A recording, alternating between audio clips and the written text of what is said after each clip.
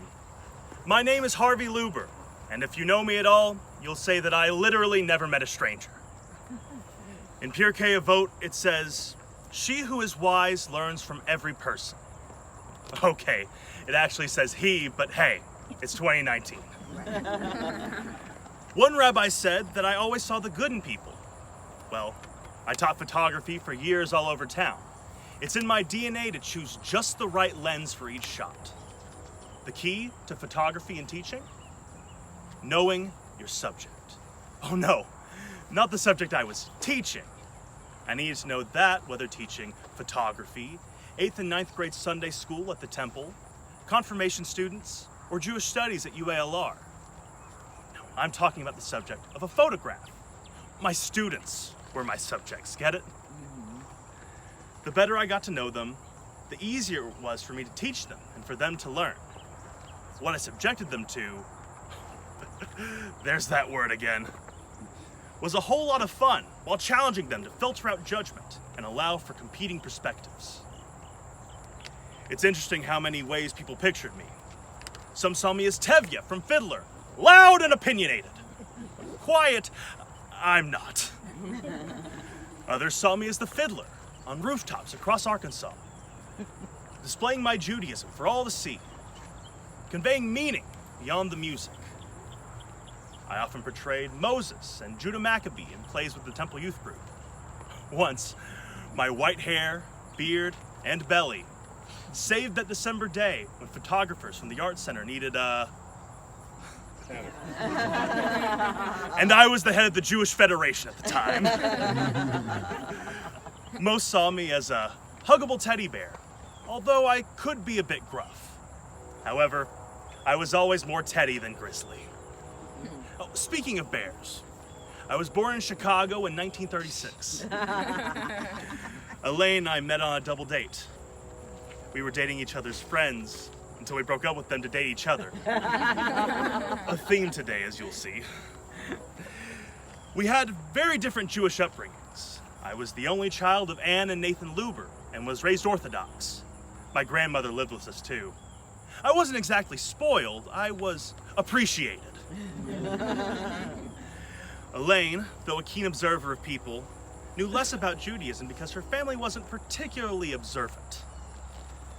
When we decided to get married, imagine that scary moment when she asked me if we had to keep a kosher home.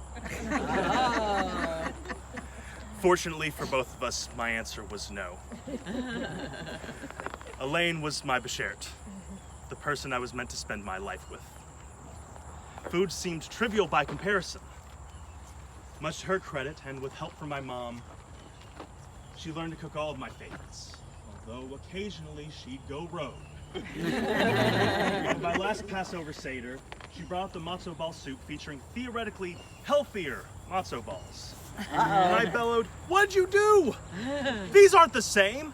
Jews are supposed to have schmaltz. It's good for them." That was not something I learned while getting a degree in microbiology at Northwestern. I minored in humanities. I worked full-time and was the first in my family to finish high school and go to college. 3 of our 4 children, Philip, a welding manager, Karen, co-manager at J. Jill, and Gail, an engineer, were born in Chicago. Sheldon came along later. Then we had the chance to move from Chicago to Little Rock, so I could work for Barg Steel, Elaine's family's business, with opportunities for advancement. Well, who wouldn't want to do that? Given my personality, you'd think that sales would be my thing, but oh no. So I dusted off my microscope and went to work for the Arkansas Department of Health, inspecting hospitals. It was good work, but it didn't make my heart sing. For me, finding out who I wasn't clarified who I became.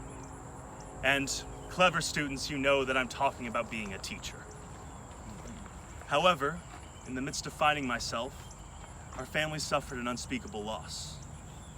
In 1986, the night he returned from Jacob's camp, our 15-year-old son Sheldon died in a car accident. Even now, there are no words. You never get used to it. You just cling tight to the memories. As I was dying in 2007, I took comfort knowing that I would soon be here with him. Sheldon senses best and says I should lighten the mood a bit with this story from his bar mitzvah. Sheldon had a learning difference. He loved Nintendo more than Hebrew. Once his tutor, my dear friend Mitchell, found this out, he had Elaine issue an edict forbidding Nintendo. A week later, Sheldon had magically morphed into a Torah scholar and issued an edict of his own to Mitchell. Please do not mess with my Nintendo. I have a few more stories for you.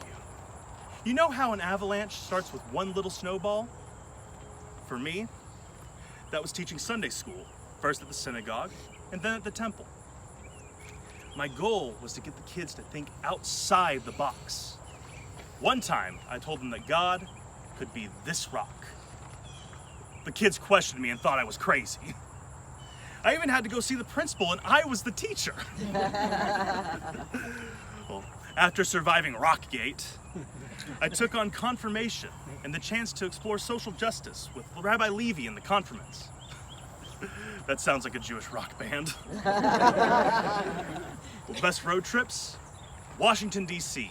for the Latakan Social Justice Seminar. I loved helping our kids engage with our elected officials, hash out issues. In 2004, the Latakan coincided with a Million Persons March for women's reproductive rights. Thus, the Little Rock Five, as I nicknamed them, stood and marched in the same spot where Dr. King gave his I Have a Dream speech. Another year, I had the privilege of awarding first prize in a photo contest to one of my confirmation students, having no idea she'd even entered the contest. She'll tell you how validated she felt in being judged worthy by such a wonderful photographer. Her words. I received validation of my own at 61 when I received a master's degree in Jewish studies from Spertus College in Chicago. It wasn't necessarily something I needed to do, but it was something I wanted to do. I did the usual sorts of things at the temple too. President of men's club, temple board, and I led tours for visitors. One young man from First United Methodist Church seemed puzzled, so I asked him what was wrong. He asked to see the altar where we did the sacrifices. Wow. Well, I couldn't resist.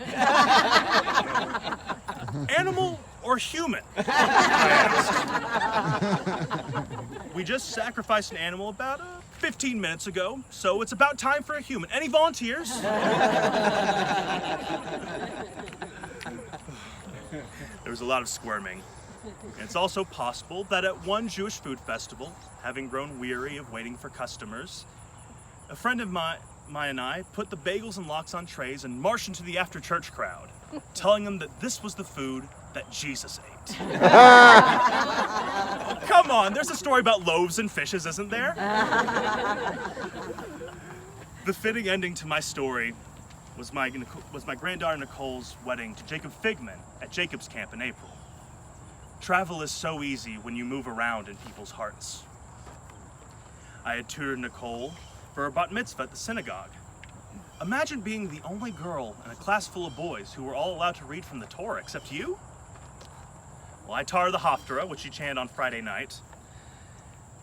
And we spent time discussing her Torah portion on the daughters of Salapachad, a name no one can pronounce. So I would just say Salapachad to make us laugh. Nicole says that she learned everything about women's rights in Judaism from me. My granddaughter getting married at her Jewish summer camp, now that makes my heart sing.